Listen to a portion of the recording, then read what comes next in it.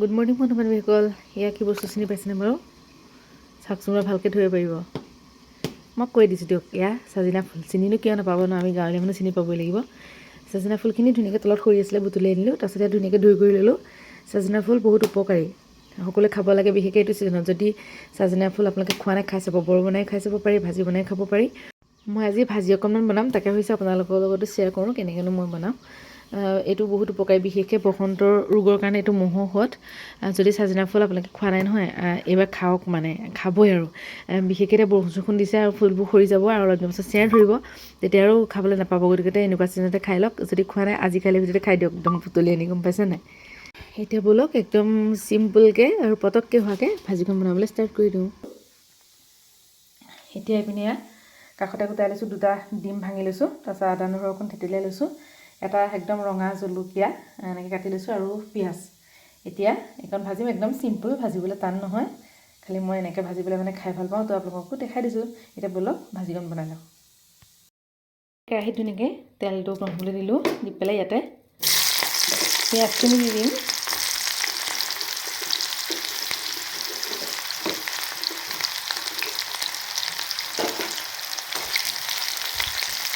ধুনীয়াকৈ অকণমান ভাজি ল'ম পিঁয়াজখিনি।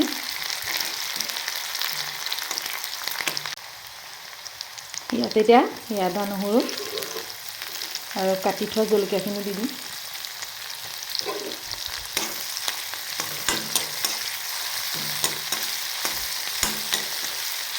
এতিয়া ইয়াতে আন্দাজমতে নিমখ আৰু হালধি অকণমান দি দিম।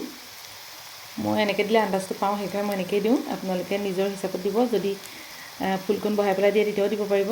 এতিয়া মই আন্দাজমতে দি দিলোঁ। তাৰপিছত ইয়াতে মই অকণমান গৰম মছলা দিছোঁ। এইটো অপশ্যনেল হয়, আপোনালোকে দিবও পাৰে, নিদিবও পাৰে, কথা নাই। মই অকণমান দিছোঁ।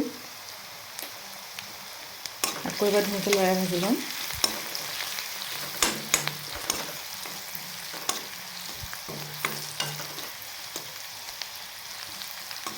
দি পেলাই আকৌ ইয়াত ধুনীয়াকৈ ভাজিম।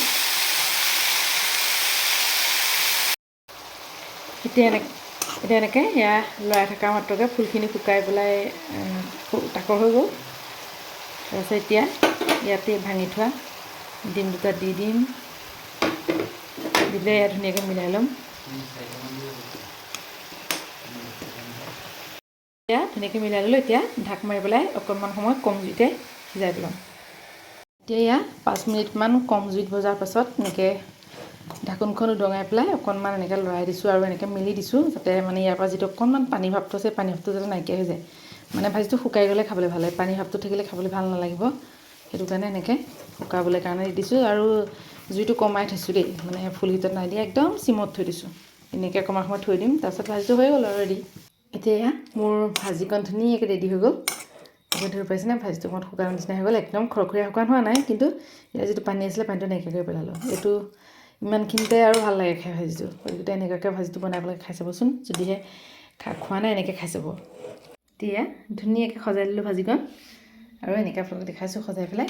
এনেকৈ ধুনীয়াকৈ সজাই লৈছোঁ আৰু আপোনালোকক দেখাইছোঁ। এই ভাজিকণ খাবলৈ বহুত সোৱাদযুক্ত হয়, বিশেষকৈ উপকাৰী হয়। গতিকে আপোনালোকে এনেকৈ বনাই খাই চাব, আৰু কেনেকুৱা লাগে এবাৰ কমেণ্ট কৰি জনাব দেই, খোৱাৰ পাছত। আৰু সদ্যহতে আপোনালোকে এই ৰেচিপিৰ ভিডিঅ'টো কেনেকুৱা লাগিছে সেইটো এবাৰ জনাবলৈ নাপাহৰিব।